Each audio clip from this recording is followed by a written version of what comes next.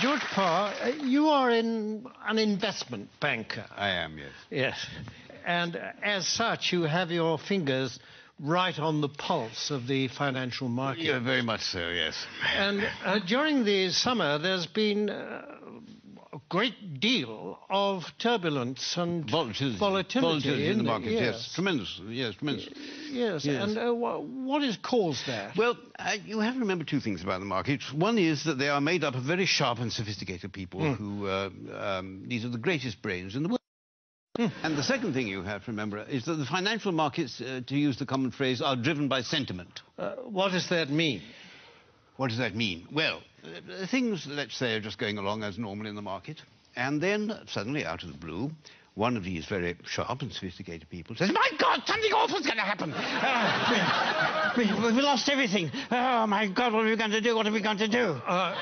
Shall I jump out of the window? Shall I jump out of the window? Exactly. Let's all jump out of the window. Sell! We've lost a sell! Yes. Precisely. Yes. Precisely. And then a few days later, this same sophisticated person said, "You know, I think things are going rather well." And everybody says, "Yes, I agree with you. I think we're rich. We're rich. Yes. Rich. Yes. Bye. Bye. Yes. Yes. And that's what we call market sentiment.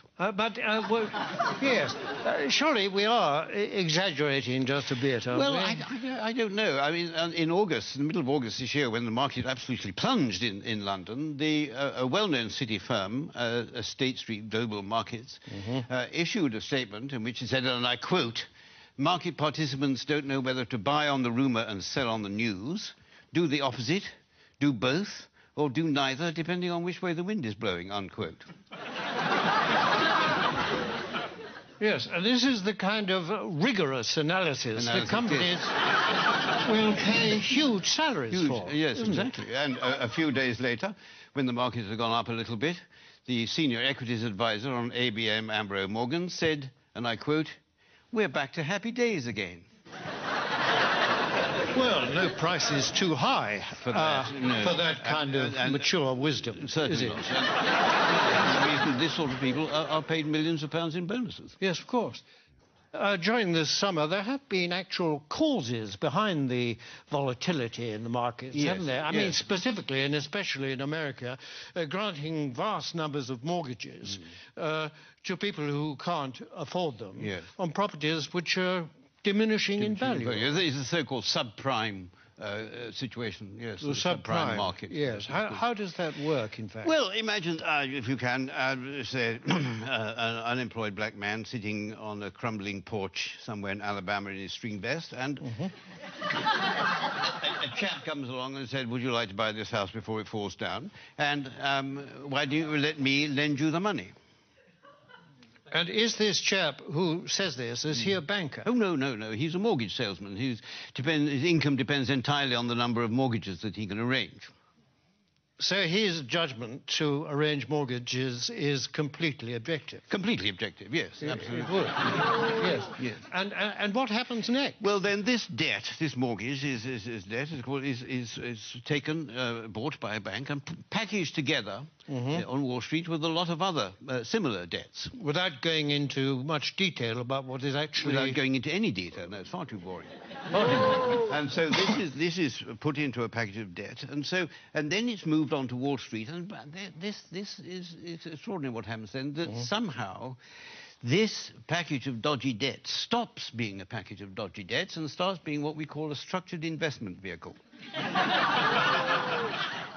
An SIV? An SIV, exactly, yes. Yes, I see. And then someone like you comes along and buys it. I buy it, yes, and then I will ring up, I don't know, somebody in Tokyo and say, "Look, I've got this package, do you want to buy it?"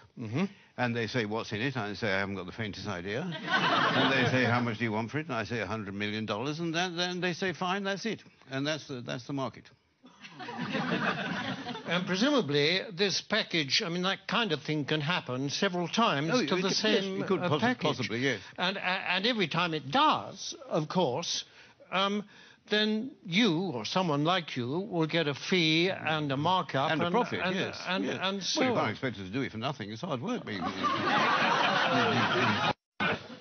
In view of the fact that in these packages is a lot of dodgy debt, what is it about it that attracts the financial, risk takers? Yeah, well, because these hedge funds, as they're called, which specialise in these debts, they all have very good names.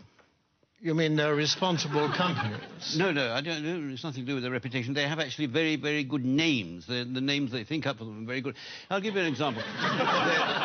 There's a very well-known American Wall Street firm called Bear Stearns, who have two of these hedge funds which specialise in these mortgage debts.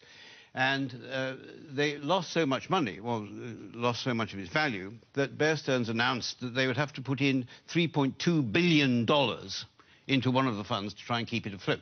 $3.2 billion? 3.2 billion, yes. And even then they said the investors couldn't get any money out of it and they were going to let the other fund go.